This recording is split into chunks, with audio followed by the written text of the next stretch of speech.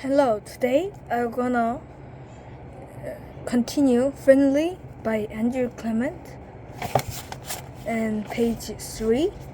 Last time I read until page 3 until the first, second, third, fourth paragraph, and today I'll start with the fifth paragraph of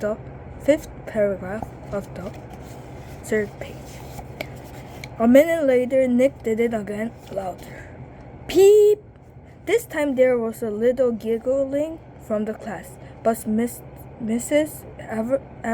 Avery pretended not to hear the sound, and about 15 seconds later, she slowly stood up and walked to the back of the classroom.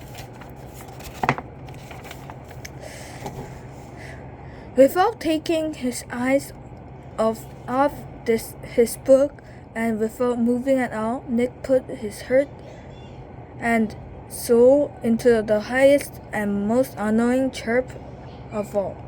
Peep! Mrs. Avery pounced. Janet Fisk, you stop that in this instant. Janet, who was sitting 4 rows away from Nick, promptly turned white, then bright crimson. But it wasn't me, honest. There was a catch in Janet's voice, as if she might cry. Mrs. Avery knew she had made a mistake, and she apologized to Janet. But someone is asking for big trouble, said Mrs. Avery, looking for more like a hawk every second. Nick kept reading, and he didn't make us peep. At lunchtime, Nick talked to Janet. He felt bad that Mrs. Avery had pounced on her. Janet lived in Nick's neighborhood, and sometimes they played together.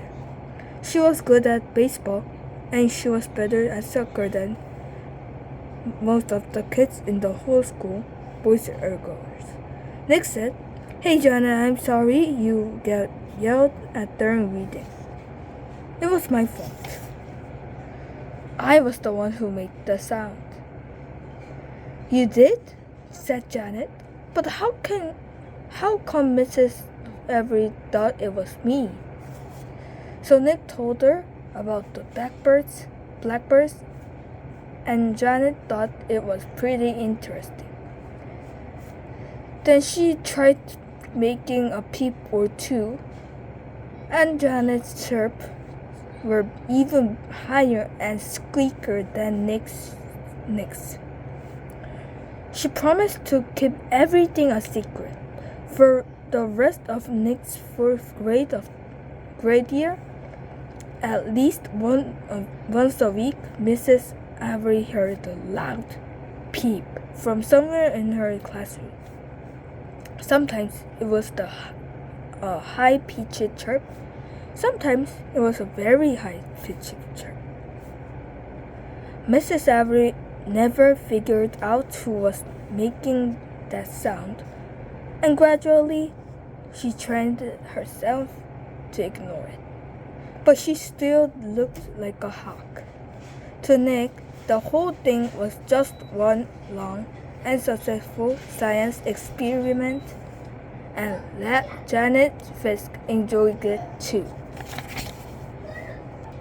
Chapter 2, Mrs. Granger. 5th grade was different. That was the year to get ready for middle school. 5th grade meant passing classes.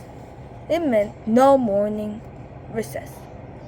It meant real later grades on your report cards. But most of all, it meant Mrs. Granger. There were about 150 kids in 5th grade, and there were 7 5th grade teachers, 2 math, 2 science, 2 social studies, but only 1 language arts teacher. In language arts, Mrs. Granger had a monopoly and a reputation. Mrs. Granger lived alone in a tiddy little house in the older part of town. She drove an old, pale blue car to school every morning, rain or shine, snow or sleet, hail or wind. She had a perfect attendance record that stretched back farther than anyone could remember. Her hair was almost white, swept away from her face and up into something like a nest on the back of her head. Unlike some of the younger women teachers, she never wore pants to school. She had two skirt and jacket outfits, her gray uniform and her blue uniform, which she always wore over a white shirt with a little camel pin at the neck. And Mrs. Granger was one of the people who never sweat. It had to be over 90 degrees before she even took off her jacket. She was small, as teachers go. There were even some 55th graders who were taller. But Mrs. Granger seemed like a giant. It was her eyes that did it. They were dark gray, and if she turned them on full power, they could make you feel like a speck of dust. Her eyes could twinkle and laugh too. And kids says she could crack really fun jokes, but it was the jokes that made her famous. Everyone was sure that Mrs. Granger had X-ray vision. Don't even think about chewing a piece of gum within 50 feet of her. If you did, Mrs. Granger would see you and catch you and make you stick the gum into bright yellow index card. Then she would safety pin the card to front of your shirt, and you'd have to wear it for the rest of the school day. After that, you had to take it home and had to have your mom or dad sign the card and bring it back to Mrs. Granger the next day.